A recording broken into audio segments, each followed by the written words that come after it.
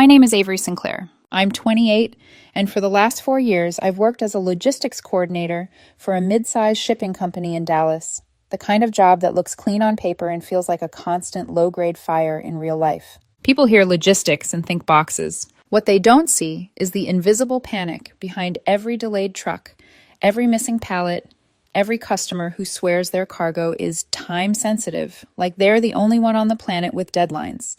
You spend the whole day solving problems that aren't technically yours, and by the time you get home, you're too tired to solve the ones that actually matter. Which is probably why I didn't fight harder for the small things in my relationship. Not at first. Because for 2 years, I honestly believed I didn't have to. I'd been dating Cameron Hayes for exactly that long. 2 years. That, in my head, had settled into something steady. We met at a mutual friend's backyard barbecue. Cheap folding chairs, paper plates bending under potato salad, a speaker struggling through a summer playlist. I remember walking up with a six-pack and seeing him standing off to the side with this quiet half-smile, like he was watching everything but not trying to be part of it. He wasn't loud. He wasn't showy. And somehow, that made him feel safe. Cameron worked in marketing for a mid-sized tech company downtown, the kind of guy who always looked put together without looking like he tried. Crisp shirts, clean shoes, hair always done in that effortless way that took effort.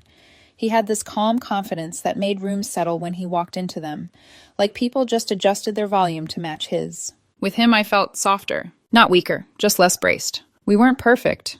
We had the usual arguments. Who forgot to buy coffee? Why he always left cabinet doors open like a ghost lived with us?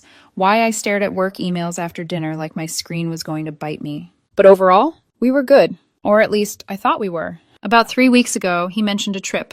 Guys' weekend, he said casually, scrolling on his phone while I chopped onions for dinner. Austin, college friends, the annual reunion thing. I barely looked up. That sounds fun. It'll be chill, he said, just 2 nights. Austin wasn't far. A couple hours. Nothing dramatic. I didn't think much of it. In fact, I told him he should go. That it was good to have his own time, his own friends. And I meant it. I even offered to drive him if he needed. Then came the line. It happened 2 days before he left. We were sitting on the couch, some true crime documentary playing in the background. One of those shows where a calm narrator explains horrific things like they're describing a recipe. I was half listening, half answering emails on my laptop. Cameron was on his phone again. Not unusual, technically, but lately it had been more. More screen glow on his face. More quick smiles he didn't share with me.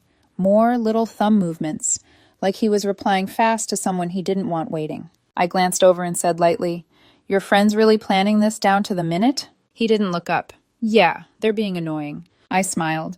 "Well, try not to get arrested. I don't have time to bail you out." That got a laugh out of him. Quick, easy.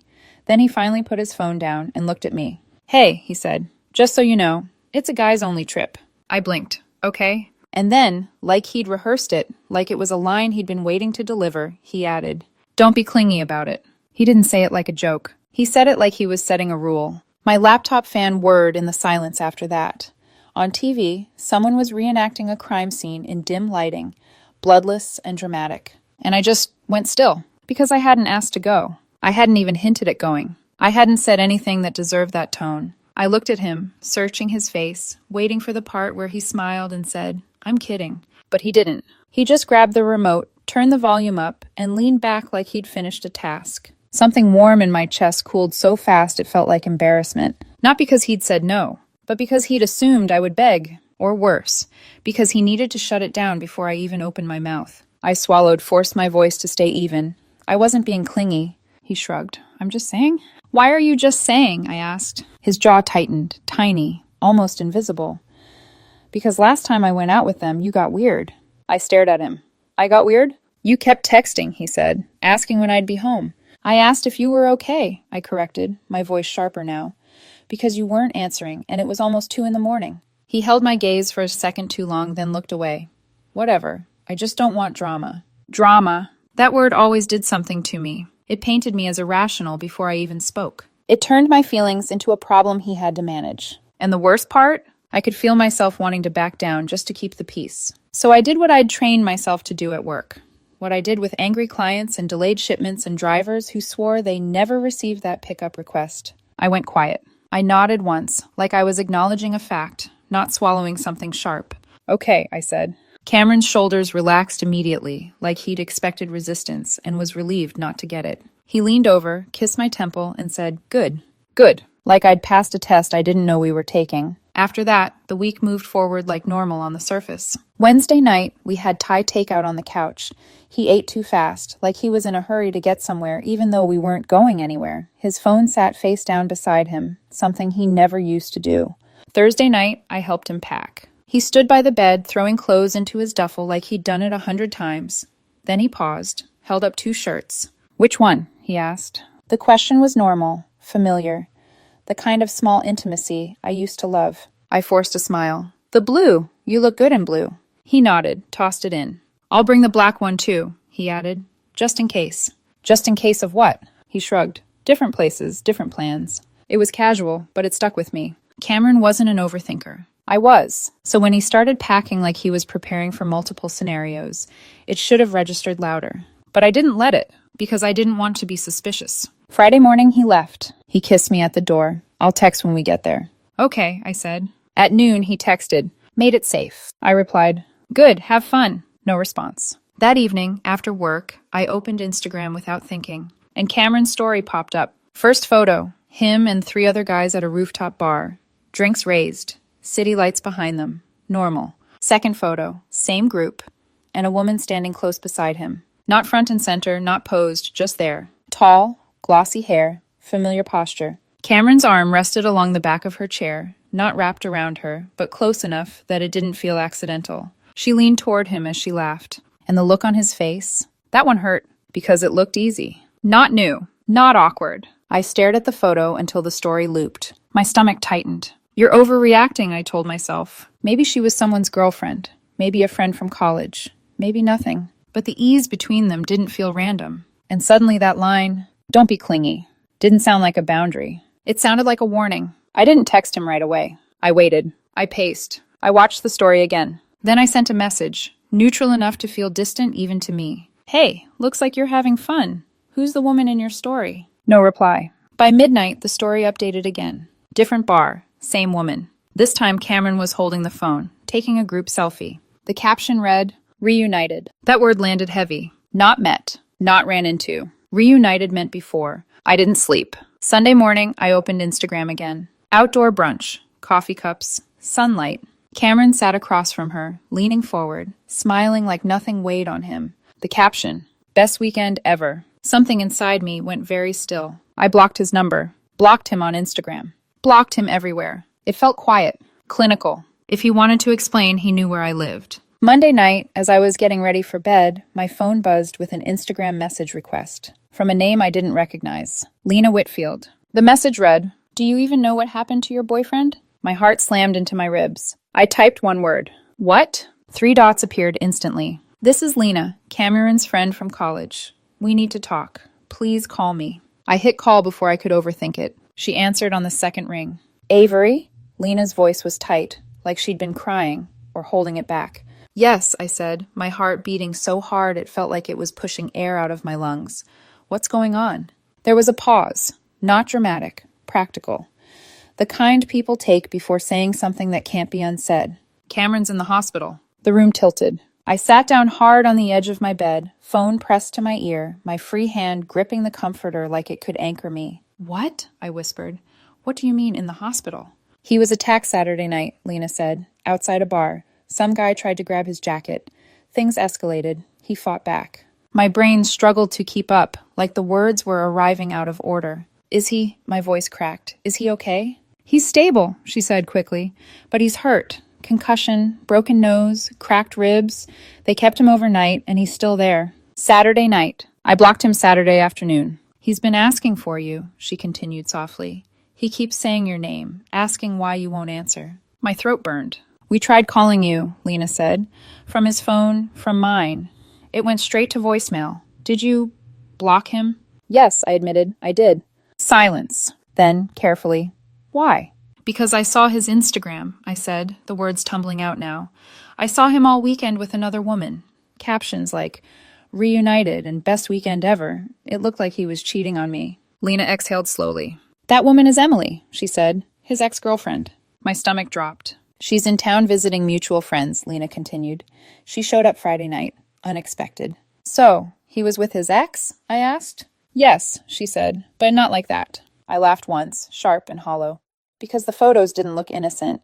I know, Lena said quietly, and I don't blame you for thinking what you did. Emily's married. She has a kid.